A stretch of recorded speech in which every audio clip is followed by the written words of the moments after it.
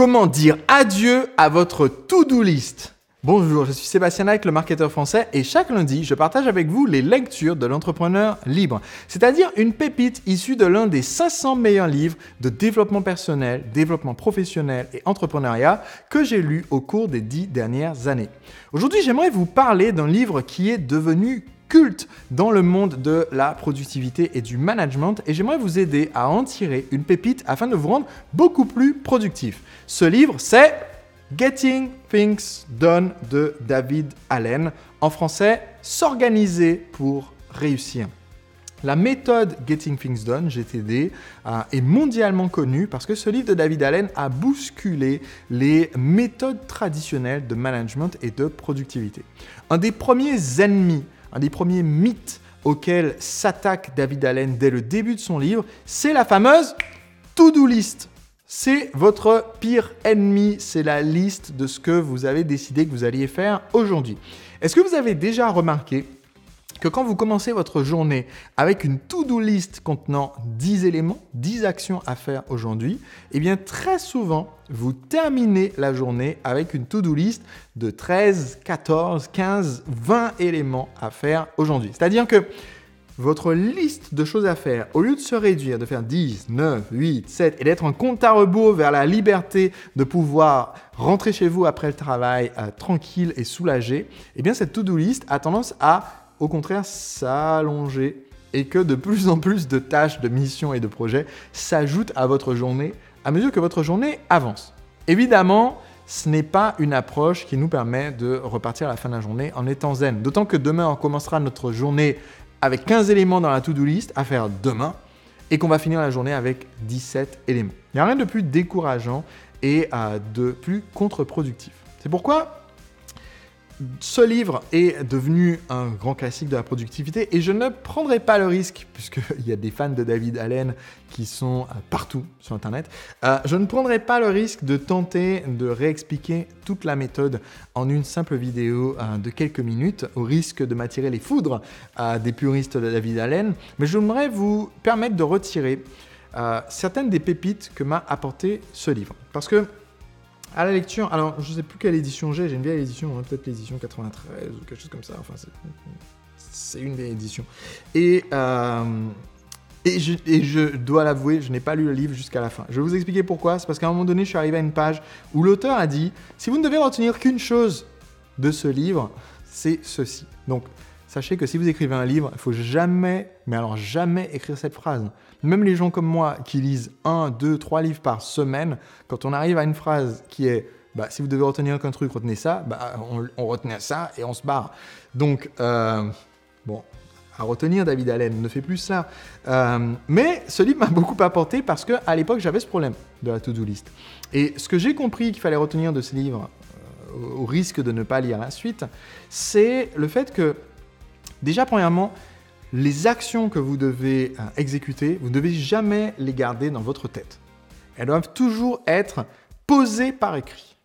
Donc, toutes ces idées, ces actions qu'on me donne, hop, ça doit être quelque part, dans un dossier, dans une note, dans un outil de gestion de productivité. Donc, poser par écrit, c'est la première règle. Et le fait de poser par écrit nous permet de nous poser, puisque maintenant, ce n'est plus en train de flotter dans notre crâne, eh bien, ça nous permet de nous poser quelques questions qui vont permettre déjà de faire un premier filtre. Et l'auteur nous donne, dans les premières pages, une sorte de graph set comme ça, de flowchart, avec des questions à se poser afin de savoir comment est-ce qu'on va traiter cette action. Donc selon lui, quand ça rentre, quand une nouvelle tâche arrive, la première question à se poser, c'est qu'est-ce que c'est ? Ok, c'est une demande du gouvernement. Bon, est-ce que c'est actionnable ? C'est-à-dire, est-ce qu'il y a quelque chose à faire ? Et à partir du moment où vous faites ce premier tri, ça aide énormément parce que vous allez vous rendre compte que beaucoup d'emails que vous recevez, si vous utilisez l'email, ce que moi je ne fais pas, mais beaucoup d'emails que vous recevez si vous utilisez l'email, eh bien c'est simplement une façon pratique pour l'expéditeur du mail d'arranger sa liste de tâches à lui et de vous reporter les choses dans votre boîte mail qui ne servent à rien. Donc, si ce n'est pas actionnable, on peut archiver ou mettre à la poubelle. Maintenant, si c'est actionnable, qu'est-ce qu'on fait avec ? Eh bien, l'auteur dit, ok, il faut se poser la question, est-ce que ça prend moins de 2 minutes ou est-ce que ça prend plus de 2 minutes ? Si ça prend moins de 2 minutes, il dit de le faire tout de suite. Si ça prend plus de 2 minutes, alors vous avez le choix. Soit donc, puisque vous êtes occupé, vous avez quelque chose à faire maintenant. Il part de ce principe, que vous avez déjà quelque chose à faire maintenant, vous n'étiez pas oisif en train d'attendre qu'on vous donne un truc à faire. Eh bien, vous avez le choix entre déléguer ou repousser. Donc, première étape, je vais le donner à quelqu'un d'autre. Ou alors, je vais choisir de le faire moi, mais je vais le faire moi-même dans le futur. Alors, si vous êtes familier avec mes vidéos, vous savez que j'ai partagé plusieurs principes qui ici vont nous servir dans ce filtre, qui sont un petit peu différents de ce que je viens d'aborder par rapport à cette méthode GTD. Pour moi, une des premières questions à se poser, si effectivement le projet est actionnable, il y a quelque chose à faire, c'est de se demander si ce projet correspond à notre one thing.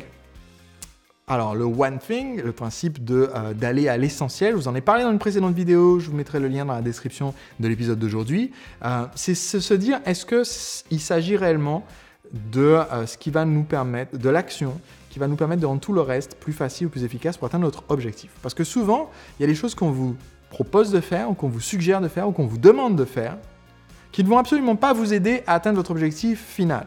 Si ça ne vous permet pas ou vous ne aide pas à atteindre cet objectif final, en fait, vous pouvez souvent vous permettre de ne pas le faire du tout. Donc, avant de se demander si je vais déléguer quelque chose à quelqu'un d'autre, la question c'est est-ce que ça doit vraiment être fait? Pas est-ce que ça peut être fait, qui est la question est-ce que c'est actionnable, mais est-ce que ça doit absolument être fait?